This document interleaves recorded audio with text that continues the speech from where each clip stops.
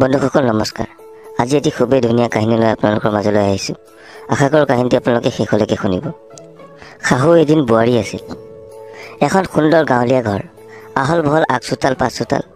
আগচোতালৰ কাষে কাষে যদি বিভিন্ন থলুৱা ফুলৰ গছ, পাছফালৰ বাৰীত আকৌ বিভিন্ন ফল মূলেৰে ধৰি শাক পাচলিৰ গছ।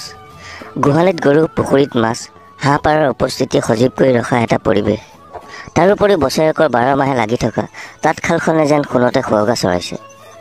আগচোতালৰ এমূৰে পূবলৈ বুলি মূৰ কৰি থকা সৰু অথচ সুন্দৰকৈ লেপি মুচি থোৱা গোঁসাই ঘৰটো, তাৰ ঠিক সন্মুখতে তুলসী ভেটিটো, য'ত বছৰেকত কেওটা মাহতো সন্ধ্যা চাকি জ্বলোৱা হয়। তাৰোপৰি আগচোতালৰ এমূৰে একাষৰীয়াকৈ থকা 5টা প্ৰকাণ্ড ডাঙৰ ভঁৰালে ঘৰখনৰ আৰ্থিক অৱস্থাৰ নিদৰ্শন দাঙি ধৰি আছে যুগ যুগ ধৰি। সেইখন ঘৰৰে একমাত্ৰ বোৱাৰী হৈছে ৰশ্মি। দেখাত যেনেকৈ চকুত লগা, ব্যৱহাৰ পাতিটো অতি অমায়িক। কাম কাজত যেন তাইক কোনেও পিছ পেলাবই নোৱাৰিব। তাঁতৰ শালতো এনে পাৰ্গত যে গাঁৱৰ জীয়ৰী বোৱাৰীৰ মুখে মুখে আজি ৰশ্মিৰে নাম। পুতেক, নাম তাৰ ৰাম। পাছোজনীকৈ বায়েকৰ পিছত পেটমোচা ল'ৰা সি। সেই সৰুৰে পৰা অতি আদৰ যত্নৰে সি লালিত পালিত হৈছে। দময়ন্তী বৰা গিৰিয়েক ৰামেশ্বৰ বৰা জীয়াই থাকোঁতেই পাছোজনীকৈ ছোৱালীক বিয়া দিয়া যদিও ল'ৰাৰ সংসাৰখন চোৱাৰ ভাগ্য হ'লে তেওঁৰ নহ'ল। হঠাতে হোৱা জ্বৰটোত মানুহটো সিপুৰি পালেগৈ। আচলতে ঘৰখনৰ প্ৰথম 3জনী ছোৱালী দময়ন্তী নিজৰ ভাগৰ নহয়, সতিনীৰ পিনৰহে। কিন্তু যেতিয়া ৰমেশ্বৰ বৰা ডাঙৰ এগৰাকী ঘৈণীয়েকৰ মৃত্যু হয়, তেতিয়ালৈকে সেই ছোৱালী 3জনীৰ মাথো এজনীকহে বিয়া দিয়া হৈছিল। তাৰ পাছৰ 2জনীৰ বিয়া দময়ন্তীয়ে মাহীয়েক হিচাপে নহয় মাক হিচাপে দিয়ে। আচলতে তেওঁলোক যদিও সম্বন্ধত সতিনী, একেজন মানুহৰ পত্নী আছিল, কিন্তু 2জনীৰ মাজত বৰ মিলাপ্ৰীতি আছিল। সেয়ে ঘৰখনত সদায় এক শান্তিৰ পৰিৱেশ বিৰাজ কৰিছিল। এনে পৰিৱেশতে বায়েকহঁতৰ পিছে পিছে ৰামো ডাঙৰ হৈ আহে। সেই সময়ত ঘৰখনৰ ভাতৰ চৰুৰ পৰা আৰম্ভ কৰি খেতিৰ খোলালৈকে সকলো কাম ভাগ ভাগ কৰি থোৱা হৈছিল। সেয়েহে কোনো অসুবিধা নোহোৱাকৈ ঘৰখনত চালিত হৈছিল। আচলতে কামৰ এই ভাগ বতৰা দময়ন্তীৰ শাহুৱেকে কৰি দিছিল। তাৰোপৰি সেইখন আছিল পাছোজনীকৈ ছোৱালী থকা ঘৰ। সেয়েহে কামৰ বাবে মানুহৰ নাটনি হোৱা নাছিল কোনোদিনেই। তাৰোপৰি গাঁৱৰ 2-এগৰাকী দুখীয়া মহিলা মাত দিলে আহিছিল। কিন্তু একাদিক্ৰমে দময়ন্তীৰ শাহুৱেক, তাৰ পিছত সতিনীয়ে, আৰু শেষত গিৰিয়েকৰ মৃত্যু হোৱাত ঘৰখন প্ৰায় উদং হোৱা দি হ'ল। তাৰোপৰি ছোৱালীবোৰকো এজনী এজনীকৈ যেতিয়া একোখন ঘৰলৈ উলিয়াই দিয়া হয়, তেতিয়া ঘৰখনত মানুহ বুলিবলৈ থাকিল মাথো 2টাহে, দময়ন্তী আৰু তেওঁৰ পেটমোচা সন্তান ৰাম। সেয়ে যেতিয়া উদং ঘৰখন পূৰ কৰিবলৈ বুলি দময়ন্তীয়ে পুতেক ৰামৰ বাবে ছোৱালী বিচাৰিবলৈ লাগিলে, এদিন ৰামে নিজে আহি মাকক ক'লেহি ৰশ্মিৰ কথা। কিয়নো ৰশ্মি আৰু ৰাম বছৰ ধৰি দুয়োটাই দুয়োটাক ভাল পাই আছিল। তাতে ৰশ্মি একো অজাতিৰ ছোৱালী নাছিল। সেয়েহে দময়ন্তীয়ে কথাটো জনা মাত্ৰকেই 2জনমান আত্মীয় লগত লৈ ছোৱালী খুজিবলৈ বুলি ৰশ্মিৰ ঘৰ গৈ পালেগৈ। অজস্ৰ মাটি সম্পত্তিৰ গৰাকী তথা স্বভাৱে চৰিত্ৰই ভাল ৰাম হেন ল'ৰা এটাকনো এৰে কি বুলি। তাতে তাৰ ঘৰৰ পৰা স্বয়ং তাৰ মাকে যেতিয়া প্ৰস্তাৱটো আগবঢ়ায়, ৰশ্মিৰ মাক দেউতাকৰ চিন্তা কৰিবলৈ আৰু একো নাথাকিল। গতিকে 6 মাহৰ ভিতৰতে ৰামলৈ বুলি ৰশ্মিক বিয়া দি উলিয়াই দিলে তেওঁলোকে। ৰশ্মি বিয়া হৈ আহিয়ে নতুন ঘৰখনৰ সকলো কাম কাজ নিজৰ আয়ত্তলৈ আনে। দময়ন্তীয়ে বোৱাৰীকৰ গাত এনে লক্ষণ দেখি নিজেই তাইক সকলো বুজাই বঢ়াই এদিন ঘৰখনৰ মূল চাবিকাঠি হাতত গুজি দি কয়, এয়া ল, এতিয়াৰ পৰা এই ঘৰ বাৰী মাটি সকলো তোৰ। মই জানো তই পাৰিবি সকলো চম্ভালিবলৈ। কেতিয়াবা কিবা অসুবিধাত পৰিলে মোক কবি। ময়ো শাহুৱে গৰকা বোৱাৰীয়ে আছিলোঁ। কিবা নহয় কিবা উপায় উলিয়াম, বুজিলি নহয়? হ'ব আই, আপুনি লগত আছে যেতিয়া মোৰো চিন্তা কমিল। মই আপুনি কোৱাৰ দৰে সকলো কৰিবলৈ চেষ্টা কৰিম। মাথো আশীৰ্বাদ কৰে যেন সদায়। এইবুলি উৰণিখন টানি ৰশ্মিয়ে শাহুৱেকৰ চৰণ স্পৰ্শ কৰিলে। সেইদিন ধৰি ৰশ্মিয়ে যেনেকৈ ঘৰখন ধৰিলে যে ইমান সুন্দৰকৈ মাথো এজনী মানুহে এনে এখন প্ৰকাণ্ড ঘৰ ধৰাটো সাধাৰণ কথা নাছিল। সকলোৱে একেমুখে তাইক লখিমী বোৱাৰী আখ্যা দি গ'ল। এনেকৈ 2টা বছৰ পাৰ হ'ল। 2টাকৈ বসন্ত আহিল আৰু গ'ল। কিন্তু ৰশ্মিয়েহে কোনো নতুন খবৰ নিদিয়াত দময়ন্তী চিন্তিত হৈ পৰিল। সেয়ে অকণো পলম নকৰি কিবা দায় দোষ থাকি যাব পাৰে বুলি খন্দাবলৈ তেওঁ গৈ চিধাই সেই জাগ্ৰত শিৱথানখন পালেগৈ, য'ত চাকি বন্তি দিয়েই তেওঁ পুত্ৰ সন্তান লভিছিল।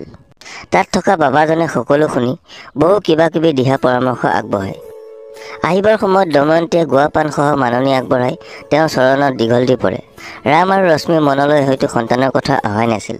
মাকে আহি যেতিয়া সন্তান প্ৰাপ্তিৰ বাবে কৰিবলগীয়া সকলোবোৰ কৰ্ম দুয়োটাকৈ ভালকৈ বুজাই দিয়ে, তেতিয়াহে যেন তাহাঁতৰ গা লৰিল।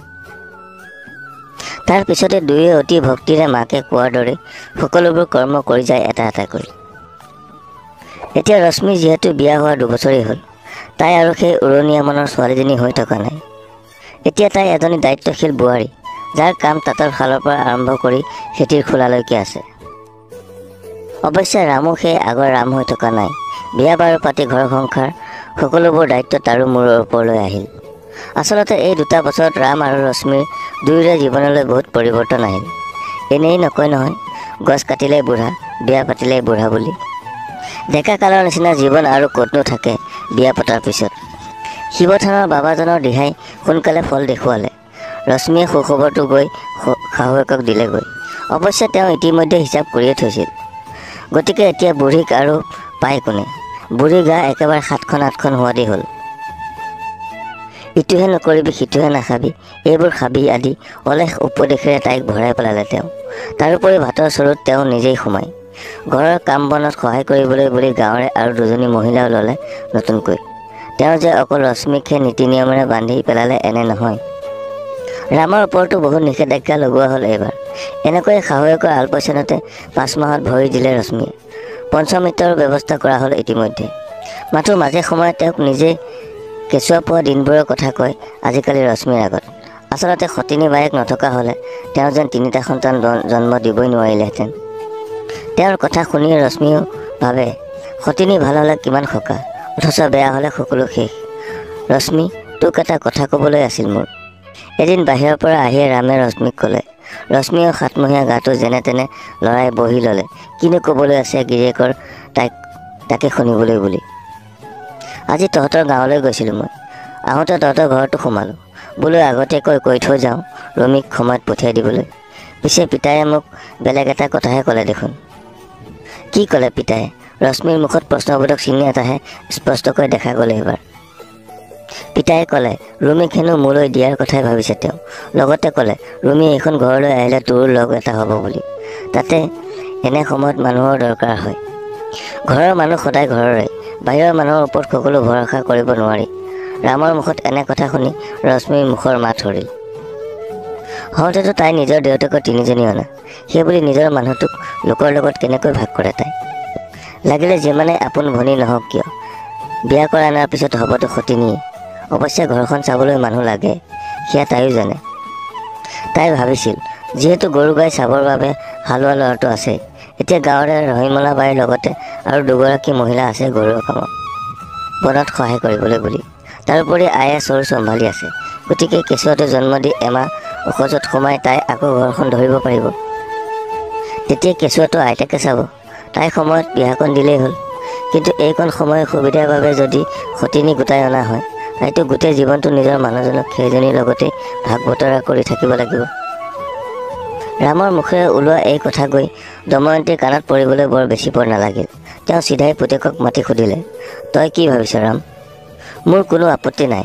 ৰামৰ এই স্পষ্ট উত্তৰ বেৰখনৰ সিপাৰৰ পৰাই কিন্তু ৰশ্মিয়ে ধুনীয়াকৈ শুনি আছিল। তাই আচৰিত হ'ল এইবাৰ। এইজনেই সেই ৰামনে যি তাইক নাপালে দৈয়াঙত জাপ দিম বুলি কৈছিল। একেবাৰে সৰুকৈ নিয়ম এটা কৰি ৰশ্মিৰ আপোন ভনী ৰুমিক ৰামলৈ বুলি অনা হ'ল। ৰশ্মিৰ কোঠাৰ কাষৰ কোঠাটো 9 ছোৱালীক দিয়া হ'ল। ৰাম এতিয়াৰ পৰা এই 2টা কোঠাৰ নৈশ বাসিন্দা হ'ব। ইপিনে শাহুৱেকে নিজৰ খোৱাপাতি ৰান্ধনি ঘৰৰ কাষলৈ নিলে, মানে চোতালখনৰ সিটো ফাললৈ। এইটো ঘৰত থাকি গ'ল মাথো ৰাম, ৰশ্মি আৰু ৰুমি। আজি ৰাম আৰু ৰুমিৰ ফুলসজ্জাৰ নিশা। সময়ত ৰাম গৈ ৰুমিৰ কোঠাত সোমালগৈ। কাষৰ কোঠাত ৰামৰে 7মহীয়া সন্তান পেটত লৈ অকলে অকলে পৰি থাকিল ৰশ্মি। নিশা গভীৰৰ পৰা গভীৰ হৈ আহিল, কিন্তু ৰশ্মিৰ চকুলৈ টোপনি অহাৰ কোনো লক্ষণে দেখা নিদিলে। এসময়ত হয়তো চোতালৰ সিপাৰৰ ঘৰটোত কোঠা এটাত শাহুৱেকো টোপনিত লালকাল দিলে। কিন্তু এইকেইদিনৰ সকলো কামটো অকল শাহুৱেকে কৰি গৈছে। তাইক একো কৰিবলৈ দিয়া নাই, তাই কষ্ট পাব বুলি। কিন্তু তাইৰ মনৰ কষ্টৰ কথা কিয় কোনেও অকণো নাভাবিলে? এগৰাকী নাৰী হিচাপে তাইৰ এই মনোকষ্ট মাকে বুজিব লাগিছিল, কিন্তু নুবুজিলে। শাহুৱেকে বুজিব লাগিছিল, তেওঁ নুবুজিলে। আৰু ৰাম, এই মানুহজনকনো আৰু কি ক'ব তাইহে গৰ্ভৱতী হৈছে, তেওঁতো হোৱা নাই। তেনেস্থলত তেওঁ কিয় সকলো ত্যাগ কৰিব ৰশ্মিৰ লগ দিবলৈ বুলিয়ে? তাতে সদায় লগত থকাবোৰ এনেও আমুৱাই। ৰশ্মিৰ দুচকুৰে পুনৰ লোটক বৈ আহিল। একেটা ঘৰৰ একেখন চলীৰ তলতে এজনী গৰ্ভৱতী উৰে নিশাটো কান্দি কান্দি কটালে।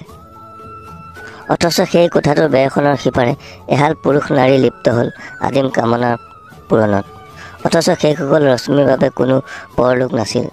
এজন যদি তাইৰ স্বামী আছিল, আনগৰাকী আকৌ তাইৰ নিজৰে ভগ্নী।